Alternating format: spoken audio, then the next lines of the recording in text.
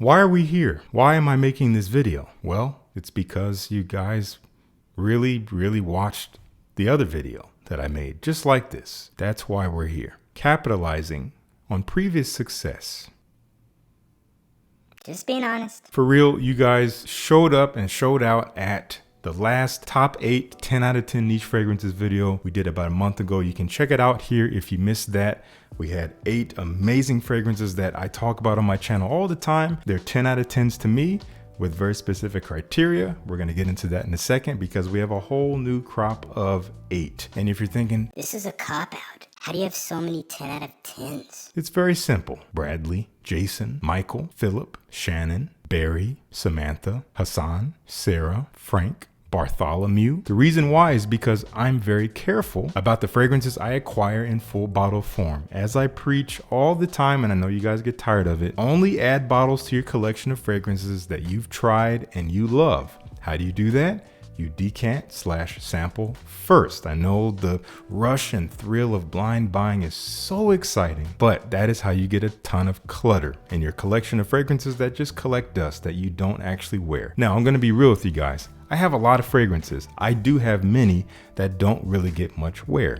However, when it comes to adding niche fragrances to my collection, I've added a lot that I have made sure that I loved over the years, and that's why we have so many to share with you. Again, it's really that simple. Now, what makes it 10 out of 10? Essentially, that means the fragrance is perfect. How can a fragrance be perfect? Well, obviously, that's very subjective. What's perfect for me may not be perfect for you, and the world will keep on spinning. For me, a 10 out of 10 fragrance has 3 very basic criteria. Number 1, it smells amazing. Number 2, that's it. That's really not it, but it could stop there, but we will keep going. Number 2, it's a top contender for a specific situation and wearing occasion for that particular type of fragrance. So I might have a bunch of vetiver fragrances, but when I think about wearing vetiver, this is one of the top 2 or 3 that always comes to mind first. So each one of these fragrances is a top contender in its category. And number 3, there is the X factor, the thing that is hard to put into words, even though I try to do that through these videos and explain why I love what I love, but it's hard to do sometimes. But there's something about these fragrances, when I wear them, they affect me in a certain way. It's visceral, I can feel it, obviously I can smell it. I'm not necessarily dissecting them while I'm wearing them. My fraghead brain turns off for a bit and I'm just enjoying the full package, the full experience, and it influences my mood, it influences the way I engage with the world, with whatever I'm doing that day. Again, a little bit inexplicable, but I'll do my best to describe it to you along the way. With that all out the way, let's jump right into it. No order here because these are all 10s. First one up here is Beach Hut Man from Amouage. I talk about this a lot. This is a top contender for a time when I want to have a masculine, green, and woody presence. Now, sometimes I have to keep myself from wearing this because I would just wear it all the time. If I got rid of all of my other green, fresh, woody fragrances, I would still happily just wear this one. There is a very robustly green kind of foliage-like freshness. There's a lot of mint in here. There's some other green herbal notes. It smells like you're in the bush, near trees, not necessarily near the water or the beach. So don't be fooled by the name, but there is this green freshness to it. This is more like jungle hut man. And there's a little bit of this magic in there, the Amouage magic, which is myrrh resin. They love their resins. And in here, the myrrh is the glue. It is the slightly fresh, sweet, sticky element that kind of ties together all the greens in the woods. There's some vetiver in here too, bringing that very distinctive dry woody quality. All in all, very powerful. Literally, this stuff is beast mode, lasts all day long. I don't need more than a few sprays, and it brings an authoritative feel that when I'm smelling it around me, unstoppable. Beach Hut Man from Amouage. Let me know if you've tried it. When I want to have a masculine, fresh, woody classiness, this is a top contender for that. And honestly, this is still one of the best from the house, period. Easily top 3 for me. Creed Royal Oud. Fresh and dry woods. Emphasis on dry. Very dry cedar wood. Not really much oud here. To be honest, I mostly get dry, spicy, cedarwood, a little bit green and dusty in a way. There is a texture to it, but there is this almost illusion of a vanilla-like sweetness that is completely smeared across this dry wooden surface. So if I could give you one word to describe this, it's wood. Wood. Amazing stuff. So classy for a woody fragrance, so unique for a woody fragrance. If you have not yet tried Creed Royal Oud, I'm going to have a link down below to get you a decant. On the occasions I wear this for, personally, I'm wearing it on kind of an evening out setting. I'm going to be out for 5 to 6 hours. That's about as long as it lasts on me. And then it's done. By the time I get home, I don't need to smell it anymore. It's gone. Maybe I want to put on something super light before bed. I'll have bandwidth and space on my skin to do that. So anyway, Creed Royal Oud, perfect as it is. Love this stuff. This has become a new obsession of mine. This quickly became a 10 out of 10 within the first few wearings, and that does not happen often. This actually evaded my expectations and then it exceeded them. From Nishane, Papilifico.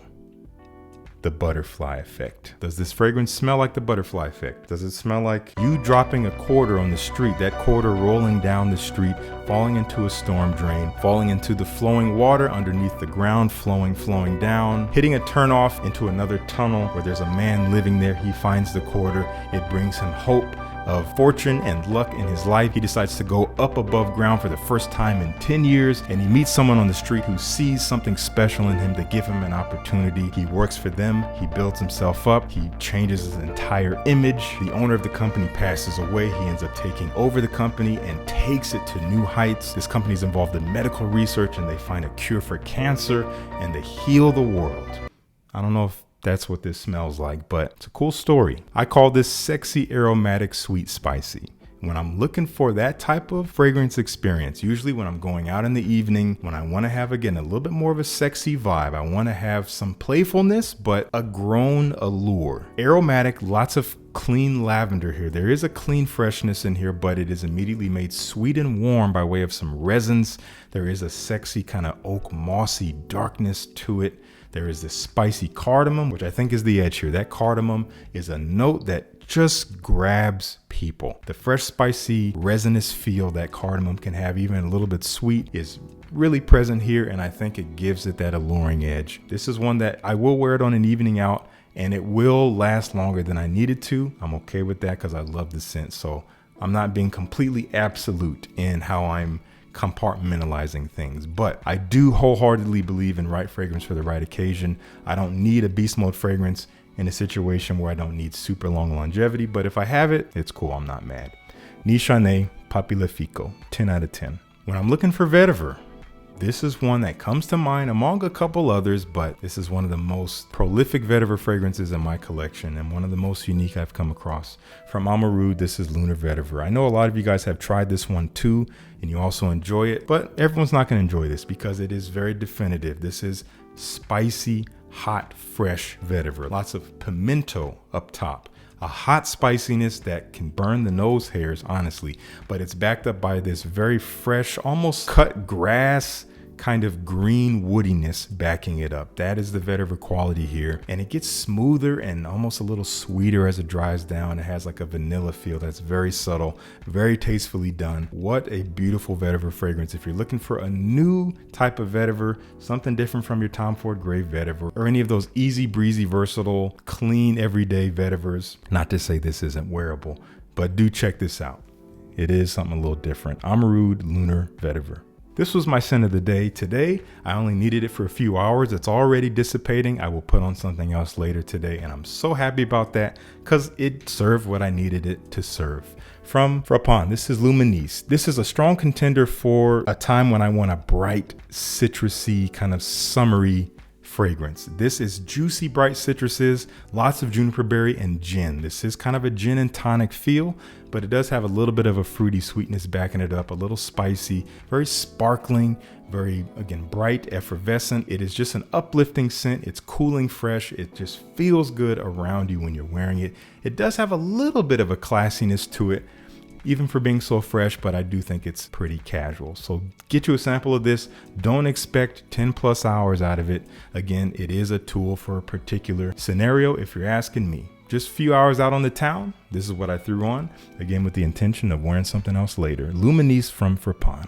When I want tobacco, this easily comes to mind. I have to keep myself from spraying this, for one, because I want to wear other tobacco fragrances that are great in my collection. And number two, this is not an easy fragrance to replace because it is a city exclusive to the city of Miami, Florida, unless you buy it in the month of September, where you can buy it anywhere in the world. But even when you can buy it, it's not cheap. This is Le Labo Tabac 28. This was a gift from Grace for my birthday several years back. One of the most authentic cigar-like tobacco fragrances I put my nose on. It is smoky, almost hot smelling tobacco, a little bit more of like a sweet pipe tobacco feel, almost a little leafy though as well. And it's like soaked in sweet, sugary rum with some spices kind of giving it some kick. That is mostly what you get. Doesn't change a whole lot, but it is a very transportive scent. It's a very confident fragrance. I like to wear this on a night out when I know I'm not going to be working too hard. Just going to be hanging around, lounging, sitting at dinner, whatever it is, especially out on a patio. I love getting the wafts around me. It smells amazing.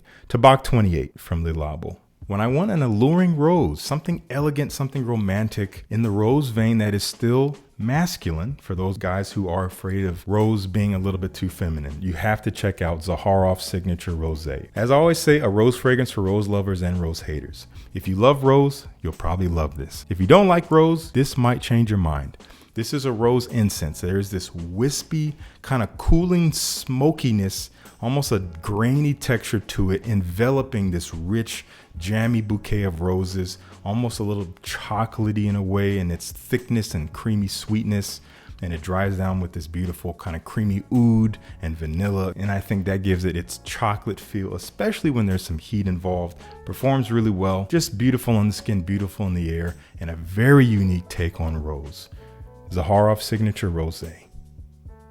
And finally, from the House of Penhaligon's, one of my favorite fragrances from the house that I've tried. Good Lord, this thing stands out. It has such a potent and definitive identity to its scent profile. Perfumed by Christian Provenzano. He's an all-star. He's great at what he does. This is called Halfeti Cedar. I've talked about this one a lot in past years. One of my favorite woody fragrances in my collection, period. This is a strong contender when I want something that is rich, elegant, strong, and woody. This is nighttime only for me. This is dressed up in darker colors. This is just maybe 3 to 4 sprays. It has strong sillage and presence. This is rich, dry cedar wood, but a lot more dense than Royal Oud, which has a bit of an airiness to it. Nothing really fresh about this one. You have some dried fruits in there. You have like a peach feel. You have some rum. It's boozy. It is so thick and rich. Some people may not like it because it can smell maybe a little potpourri-ish. Not overtly to me. If you have a strong association with that, can't make any guarantees. But if not, I think you'll appreciate this as a very elegant, strong, definitive, complex, and interesting, but alluring woody fragrance. That is Halfeti Cedar from Penhaligon's.